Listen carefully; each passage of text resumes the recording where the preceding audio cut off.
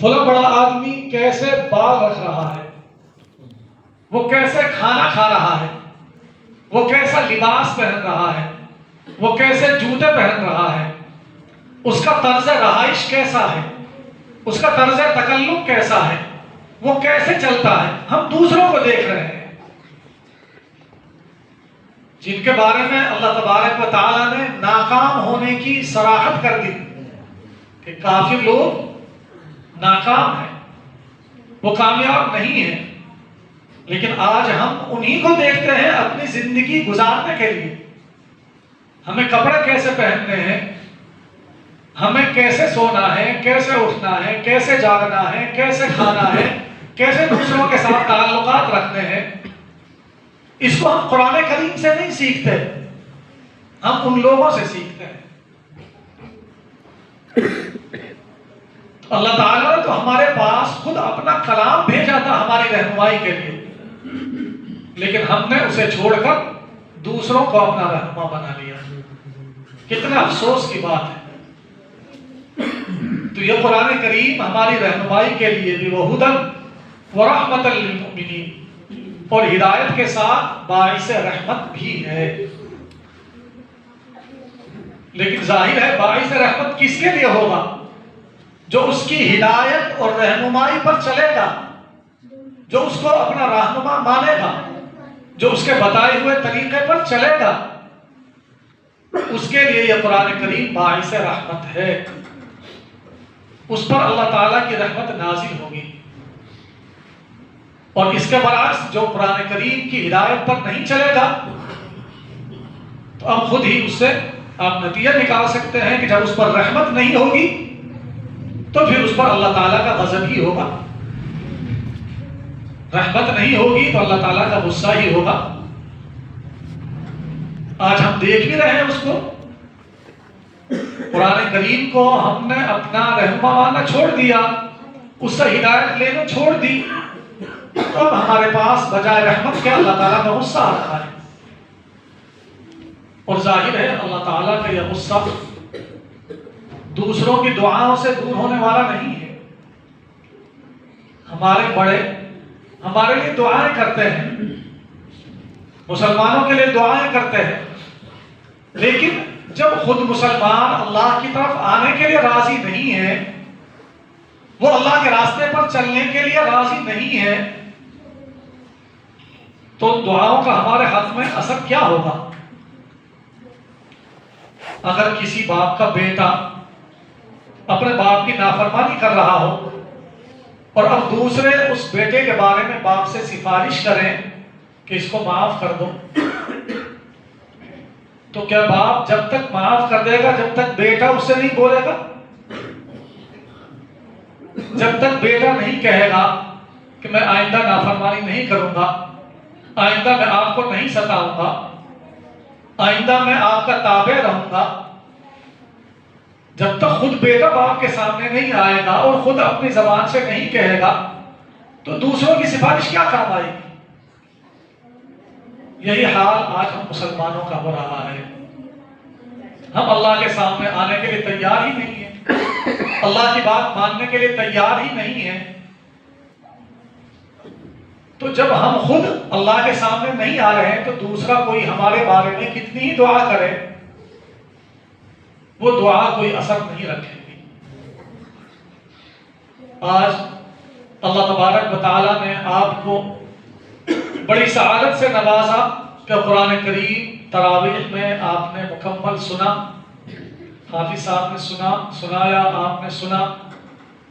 قرآن کریم کا سننا سنانا بڑا باعث اجر ہے، بڑا باعث ثواب ہے۔ اللہ کے رسول صلی اللہ علیہ وسلم نے قرآن کریم کے ایک ایک حرف پر 10 نیکیوں کا وعدہ فرمایا ہے حدیث مبارکہ کے اندر، کہ ایک حرف پر 10 نیکیاں ملتی ہیں۔ اور پھر قرآن کریم میں اللہ تعالیٰ فرماتا ہے من جاء بالحسنۃ فلہ 10 امثالها، جو ایک نیکی کرتا ہے اللہ تعالیٰ اس کو اس کا 10 گنا عطا کرتا ہے۔ ایک حرف پر آپ کو 10 نیکیاں ملیں گی اور اللہ تعالیٰ ایک کا 10 دیتا ہے، تو 10 کو 10 میں ضرب دینے سے سو ہو جاتے ہیں. اور حدیث کے اندر آتا ہے کہ رمضان میں اللہ تبارک و تعالیٰ 1 کا 70 دیتا ہے. ایک نیکی کے بدلے 70 نیکیوں کا ثواب دیتا ہے. اگر 100 نیکیاں ایک قرآن ایک حرف پر مل رہی ہیں تو اس کو 70 پر ضرب دیں گے کتنا ہو جائے گا؟ 7000. اور یہ تو خارج نماز. نماز میں قرآن پڑھنا اور اس کا سننا، اس کا ثواب الگ سے ہے. اور پھر اس میں جتنا ہمارے اندر اخلاص ہوگا، جتنا توجہ کے ساتھ، جتنے اخلاص کے ساتھ اس کو سنیں گے، اتنا ہی اس کا ثواب اور بڑھتا جائے گا. واللہ یضاعف لمن یشاء. اللہ تعالیٰ جس کے لیے چاہتا ہے اضافہ کرتا ہے، 2 گنا کرتا ہے. تو ہم اگر دل سے قرآن کریم کو سنیں، توجہ کے ساتھ، اخلاص کے ساتھ سنیں، تو اللہ تعالیٰ یقیناً ثواب میں مزید اضافہ فرمائیں گے. اور یہ قرآن کریم اپنے پڑھنے والے کے لیے قیامت کے دن سفارشی بنے گا. یہ سفارش کرے گا اللہ تعالیٰ سے. جس دن ہر انسان اپنی جان بچانے کی فکر میں ہوگا، ہر انسان نفسی نفسی کہہ رہا ہوگا، میری ذات میری ذات، میری جان بچ جائے کسی طریقے سے. اس دن یہ قرآن کریم اپنے پڑھنے والے کے لیے سفارش کرے گا.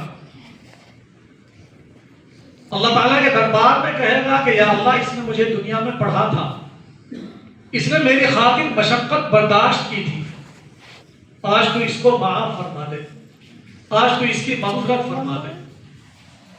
لیکن یہ یاد رکھیں کہ یہ قرآن کریم سفارش اسی کے لیے کرے گا جو اس کے حق کو ادا کرے گا. اور قرآن کریم کا حق ہے اس کا صحیح پڑھنا اور اس پر عمل کرنا. یہ دونوں اس کے حق ہیں.